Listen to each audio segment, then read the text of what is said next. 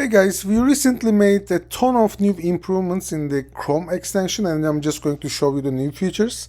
These are free features, at least for now. Just feel free to abuse them. So on nftnet.com, I'm just going to pick a random collection. Potatoes seem to be making quite good right now, so just let's go to OpenSea and explore the power of the extension.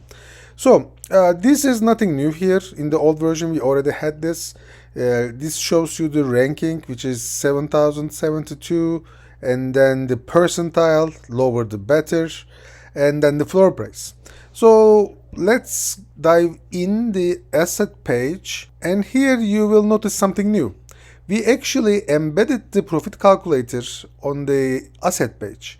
So what this telling you is, if you buy this NFT on the floor price, which is 0.78 right now, and if you resell it on the floor price as well, after the collection royalty, which is the creator's commission, and the OpenSea service fee, and the gas you pay, you would actually be losing 160 bucks, which is quite a lot. So here you can manage your expectations, right? If I buy this NFT for 0.79, and if I expect to sell it for 0.85, guess what? I'm still making a loss. Most people don't actually understand this.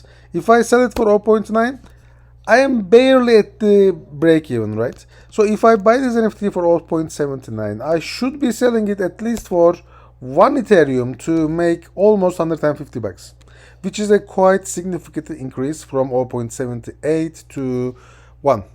Yeah. Anyway, so this is up to you, but this is how I make my decision-making process, at least. I will show you an example of a flip of mine, and here you can see at least how I decide on things. So on this collection, I had flipped and what was it called? I think it was a ghost. Yeah, it's here. So one of these were mine. I actually bought it with bits. So if I just click on recently sold, I think this one was mine. Let's check it. So here you see that I bought it for 3.4 and I sold it for almost 6 Ethereum, right? So let's see what happened here. I bought it for I bought it for 3.4 and I sold it for 5.98. I didn't pay gas fee because I bought it with bits. Keep in mind that whenever you buy an NFT with bits, with offers, the seller pays the gas fee. So I made slightly over 3,000 bucks from this trade, which is quite decent. However, I'm not showing you this to show off my flip. I'm showing you this to how people bidding on this are making their decisions. So let's check this one. You will see there is a bid on this, which is almost 4.8 Ethereum. So this person is actually thinking, you know what, I'm going to buy this for 4.7 and I'm probably going to be selling it for around 6 or 6.5. And actually this person is after making 1,500 bucks, more or less. At least that's what I would do. So this is how they come to the conclusion. They make this calculation, they check the profit and loss, and then they give a competitive bid. So by competitive, I mean obviously the floor price here is 0.7 something. However, this bid here is almost 5 Ethereum. And this is because this NFT has a very rare trait. This is a slightly advanced topic, but I think I could transmit the value here. Anyway, let's go back to the extension. By the way, if you have any questions about the strategies I follow or the extension or the tool itself, just feel free to shoot it. So here you will notice that there are 3 little new things here. Sorry about the padding. OpenSea made a CSS change right after we uploaded the extension and they slightly became a little bit too close. We are going to fix it. But let's click on the sales part. So if a collection is super active like potatoes, it might take some time to load, but you can instantly start analyzing the active listings. So here you can see the active listings has been going steady. Here you can see the 7 days sales and ranking. Again, in a very active collection, there is going to be way too many dots. So you might want to reduce it to 4 hours to give you a better idea. So this one was sold. This, you see the ranking here is probably higher than this one. Probably actually lower but better than this one. So this one has a ranking of almost 5,000. This one has a ranking of almost 2,000, and this got sold for slightly higher than this. There is no crazy sales because they are the outliers, right? If you toggle this off, you will see the outlying sales. So this one, which is rank 1, by the way, keep in mind that in this collection so many NFTs share the ranks, was sold for 8.8 Ethereum, which is kind of nice. And then this one was sold for 11.4 Ethereum.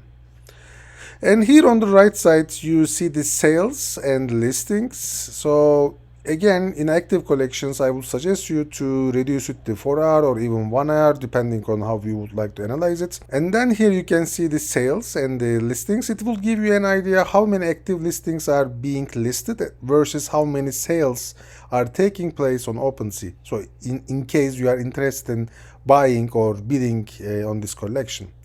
And then there are 2 other tabs here. You will see the floor graphs whenever you click on the floor icon. This is probably quite interesting. In most cases, if the active listings is going down, floor would go up. I already explained this in a different video, so I'm not really going to super in detail explanations. Here you can see the fluctuation of the floor price. You see it has been going down a little bit, then it picked up here, it went down again, and it's going up. But you know, these movements are all combinations of what we have just talked. And then here is the floor price. The target floor price, let's say, what does it take for this collection to reach 0.8? Then the system is going to calculate it and tell you that if there are 15 new sales right at this moment, the floor is going to be 0.8 Ethereum. And then you can still toggle on or off the outliers. This is a kind of an outlier. Like 193 NFTs are listed above 2.33 Ethereum, which is kind of irrelevant with the current floor. So I would suggest toggling this off. And then finally, there is the owner. This is probably the most advanced part. Here you can see the blue chip comparison.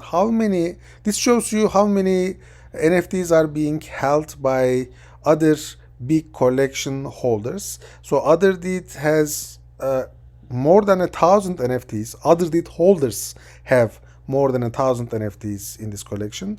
Actually, in better words, 519 OtherDeed owners have 1,129 potatoes. So it also applies for Goblin Town, Moonbirds, Doodles. Like 79 Doodles have 234 potatoes. So you will generally want in a collection to this ratio to be as high as possible.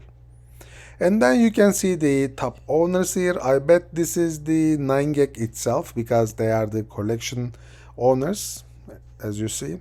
And then here you can, where do we go? Yeah, here. And then you can analyze the other owners. So this is a whale, this is a whale, this is a whale. Actually, this is a quite decent distribution for a collection. Here you can see the NFTs per owner. You can compare the holders here to other projects. For instance, as default, it is comparing potatoes and Bored Ape Yacht Club. So this guy has one Bored Ape and he's holding 58 potatoes, and this one is holding 10. And then this is kind of super nice. You can see what the holders have been doing in your given time frame. In the below table, you will see how many events they have encountered in different collections, how many NFTs they bought, how many NFTs they sold, how many NFTs from these collections these people have minted. So it is going to give you great insights about what the collection holders have been doing. You can actually use this data in many different point of views. And then we implemented the top bar here. Actually, you know what? I like it very zoomed out, but I'm going to zoom in a little bit to just show you better. So it shows you at a glance. I really like this part. The supply, the owners, the royalty of the collection. This is very important, by the way. If the royalty is lower, there is going to be more transactions on OpenSea because obviously you will be paying less money for the commissions. And then the blue chip ratio that we've just talked about, active listings, floor, and 1 hour delistings. So I actually shot this video 2 hours ago. I think it was about 2 hours. But I had my microphone muted, so I have to reshoot it again, obviously. But while I was shooting the first edition, the 1 hour delistings were about 56, I think, or 55, something like that. So in that video, I had commented that since the 1 hour delistings were kind of high, it means that people were expecting the floors to go up. It might be the reason of a recent announcement or just expectation. So actually then the price went up. I think the floor price was 0.71. I'm just going to put a screenshot from that video to just show you my point of view. And now the delistings are actually not that high. It's just 6 delistings there. So it means that in the last hour only 6 delistings were made, which is, I would say, not the best sign. So it means they are okay with selling the NFTs either at the floor or at whatever price they listed them for. So it also shows you the volume for 24 hours, which is quite decent, 400 almost. The sales, the number of sales in the last day, in the last hour, this is also very important, and then the sales in the last 10 minutes. Also the reveal percentage. So this is quite important. It shows you how much percentage of the NFT collection has been revealed in our database, because it directly has to do with the accuracy of the rankings. So we have revealed 100% of this collection, which means that there is no assets or NFTs standing out. They are all included right now. I'm going to show you the settings button. Here you can toggle the NFT off, obviously. And I had mentioned that I would be talking about trade count. I'm actually going to show you on the website how it works. I'm just going to pick a random collection. It doesn't even have to be the same. Let's pick God Hates NFTs. All right, here, this is a good example. So what you see here is this NFT is ranked rank 9. However, it is because it has 7 traits, meaning that if we go to this NFT, let's just check it and I will show you on spot. You see, it has 7 traits here, 7 properties. This is actually quite important in terms of the calculation of algorithm, because obviously in this collection, some NFTs don't have 7 traits. So imagine it this way. If you have a collection of 100 NFTs, and if 99 of them has 7 traits, and if one of them only has 1 trait or 2 traits, whatever, it will make that NFT more rare than others, because all the others have 7 traits and that particular one only has 2 traits. So in terms of the algorithm calculation, it's going to make it more rare. If you toggle this off, probably the placement of that NFT will change, as it just changed, because right now the algorithm doesn't put any weight on the trait count. This is significant because some people like it off. However, in most softwares, this is default as on. So, for instance, if you are using Trait Sniper, correct me if I'm wrong, but I believe that it comes as on as default.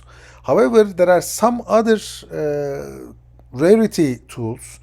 Rarity Sniper might be one of them, where they use it as off. So it is extremely important in cases where a collection chooses Rarity Sniper as their official partner, because then the default rarities of NFTinit, Trade Sniper, and many other rarity tools will not be matching the collection's official rarity. I usually leave it at on, by the way, whenever I'm sniping or bidding on rarity. However, this is how the trade count works. Okay, let's go back to action. By the way, everything I explained here has been free utilities, except we show the rankings with a 30-minute delay after the collections reveal to free users. That is pretty much the only difference, at least for now. We might limit some data, or we might add some other features and then limit them. However, everything I explained so far is free, except we put a delay of 30 minutes for the rankings, and you will explain it why. So I will show you a couple of more recent flips. I'm just going to show you how I made them, and then you will understand the difference. Let's go to sales.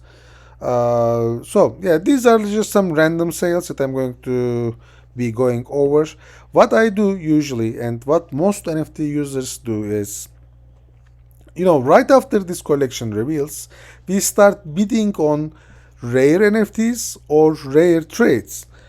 So for instance, I bought it for how much? I bought it for with an offer, you see, 0.26, and I sold it for 0.35. So let's go and type here 0.26. I sold it for 0.35. I didn't pay any gas because I got it with an offer, and I made $100. Not bad, right? This kind of collections are good for flipping in the first 30 minutes, like maybe up to 2 hours even, depending on the traction. This might look small, $100, but they add up, because you usually make a couple flips on the collections like this, like $100 from there, and then how much from here? Let's see. I got it for 0.12 and sold for 0.22. 12, 22, no gas here, $133, even more than the one that I sold for higher, right? So yeah, they add up, 100 from there, 130 from here, and then they really start adding up at some point if you do this consistently. Okay, let me show you how the trades work right after bidding from another account of mine. So this one, I think I managed to sell a rare trade. I will go back to sales again. Alright, here you see, alright. So this one got sold for 0.65, and I had bought it for 0.12.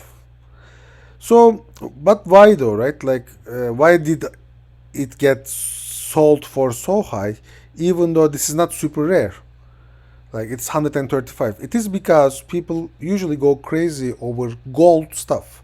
It has a gold body, right? So you see, Gold Hunter.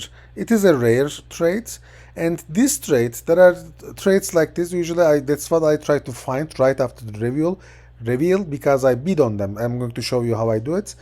I just check the extension, try to figure out what is going for higher price over the market. Then right after the reveal, I come to the bidding tool and I start bidding. Let's see, actually this is one of the default settings I did use for Mooncats yesterday, I think, yeah.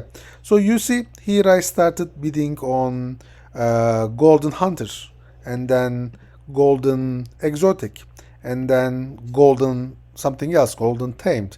I also bid on Rarity as well. You see, I keep changing it though, like it depends on the traction.